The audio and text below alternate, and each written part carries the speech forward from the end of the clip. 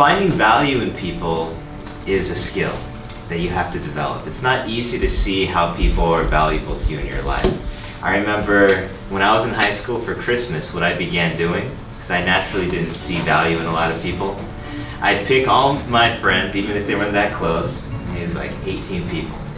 And I'd individually write each one a letter for Christmas of why I thought they're important and what they add to my life. Then I'd get them a present I thought they'd like. So I did that for like 3 Christmases, and it took forever because some people I'd write this letter and it'd take me like all day because I'm like, what is special about this person? I don't even know. Nothing. And so I had to think a lot to find value in different people. But the more I practiced it, I began to see how everybody contributed something to my life. And I naturally began to treat everyone differently and better.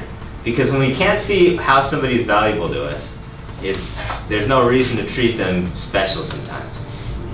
But you have to develop looking at people in your life and trying to see how they add value to you or what makes them special. Because they're a part of your life for a reason. And some people it's harder than other people to see that.